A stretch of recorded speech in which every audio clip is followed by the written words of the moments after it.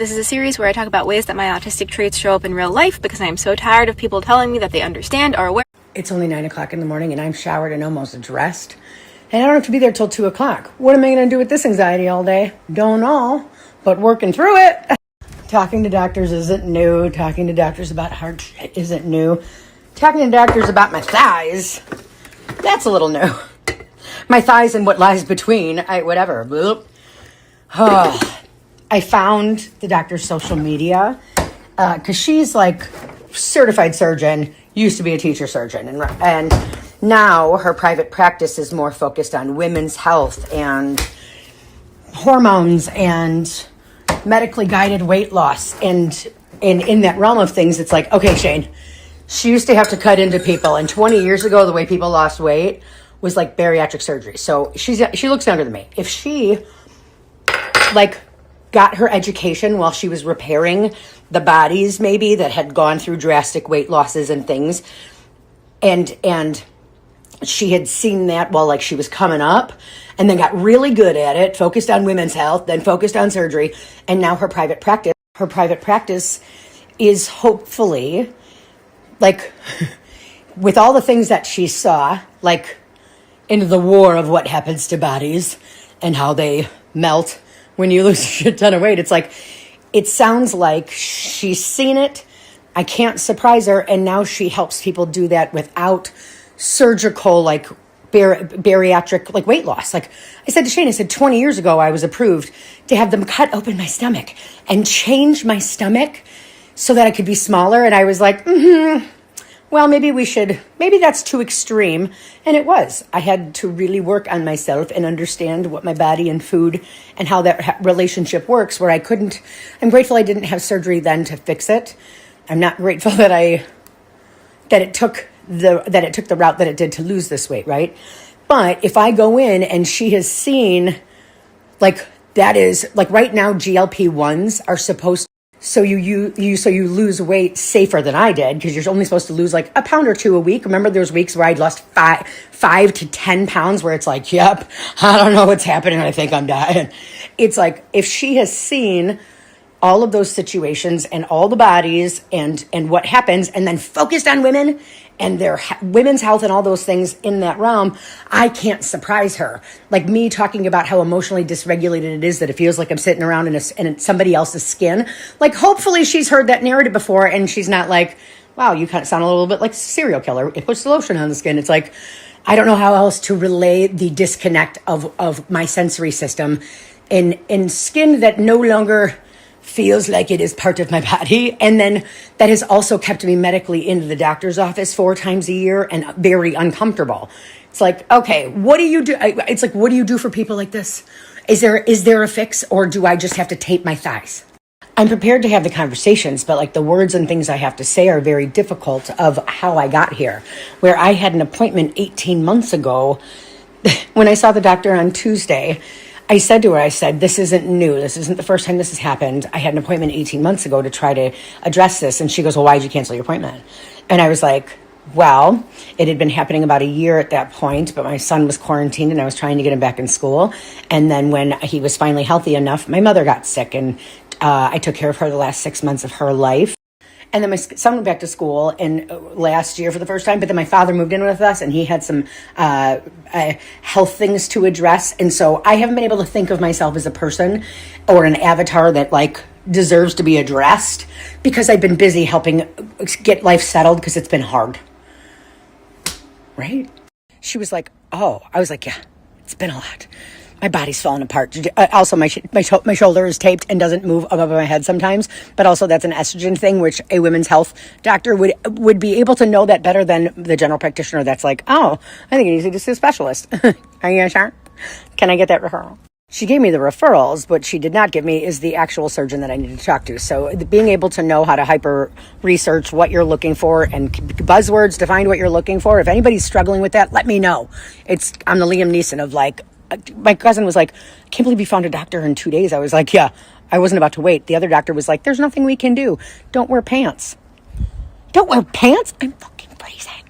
Joke's on that woman. I would shower in pants. What do you mean don't wear pants? That's not an option for me. Of course I'm going to find somebody immediately. finding somebody is not the hard part. It's going in and not crying the whole time when I talk about the genetic link of what my mother didn't survive versus what I'm going through. It is awful to think about and to have that timeline at the tip of my tongue. And it's awful to have to relive it all the time. Come on. The only thing that really gives me hope about the situation is because of what her credentials were, and then what she went into leads me to believe that she has more information and background context of general women's bodies and the aftermath of losing a lot of weight or trying to be healthy before you're perimenopausal or whatever it is, addressing things before you're just a stereotypical, like, crabby old lady in menopause. I don't know.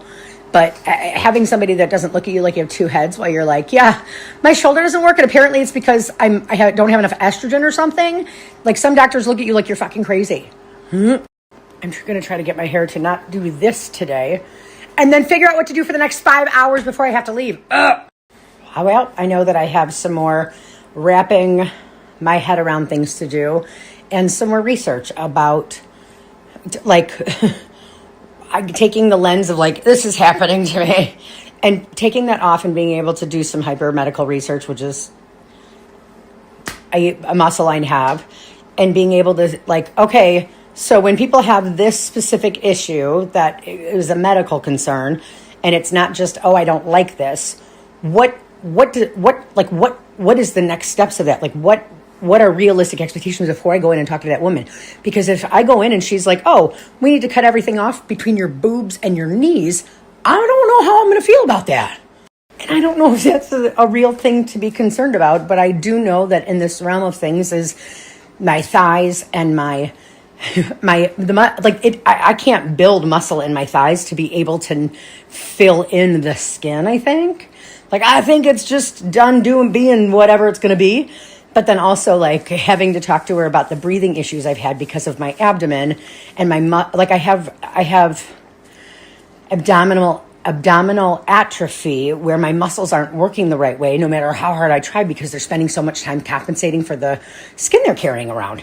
It's like my anxiety attacks have gotten worse because of the skin on my stomach. I have no idea how this plays out. I think that that's where my anxiety lays.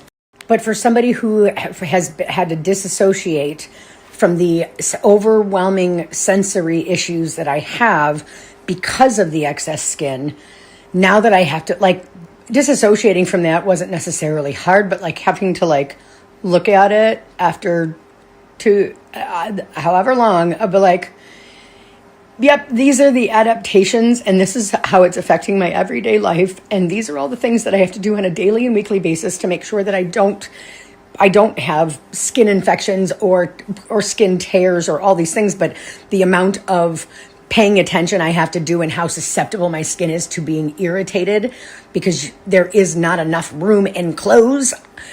I don't know. I don't know how this shakes out. I have done everything. I literally didn't wear pants for the last 3 days, and I'm starting to slightly feel better, but then I don't necessarily have the issues to show her, so now I have to show her pictures? Talking about it, not my favorite. I'd rather crawl into a hole and die and just disassociate and ignore the skin suit that I'm currently wearing. But I also have to really acknowledge how this has affected my quality of life and my emotional regulation, and be open to whatever options there are to not continuously have this be the squeakiest wheel in my life every day, all day long. And I change my clothes 4 times because I'm never comfortable ever because nothing fits. Apparently, that is just as important as having rashes or skin tears or any of the worst case scenario, where I said to Shane, I was like, there's a chance that the issue that I need is why people get like the full nip tucky from like the waist to the hip to the thigh. Like, I might be walking into that appointment and that would be something that I don't know how I feel about, and I might cry while she's talking about bodies in general, because I don't necessarily. I have called my body an avatar on the internet for 5 years because that's how weird it's felt. Like, and then she's going to want me to take my pants off. If I have to wear paper underwear, I'll die. I will die. And I can very much identify that if Kathy Ann, my cousin, was here right now and I was telling her this story, I'm going to tag her in this so she can see, so she can text me and tell me, yeah, Anna, this is the same thing. Where it's like, remember when I thought that I could have a baby wearing shorts? I think this is the same thing. I'm nervous that they're going to make me wear paper underwear. If she was here, she would look at me and be like, oh, honey, are you under the impression that you get to have this appointment and that you get to wear underwear? I'm well aware that paper underwear is the least of my concerns. I don't like it. I don't like it, but I'm going to do it. I don't like it at all, but I'm going to do it because I also don't like being this uncomfortable all the time. I hope everybody has a good Thursday, and it is less startling than mine, and do what you can to punch today in the face. And if you guys don't see me for a while, it's because I died of embarrassment because I had to take my pants off in front of a doctor again.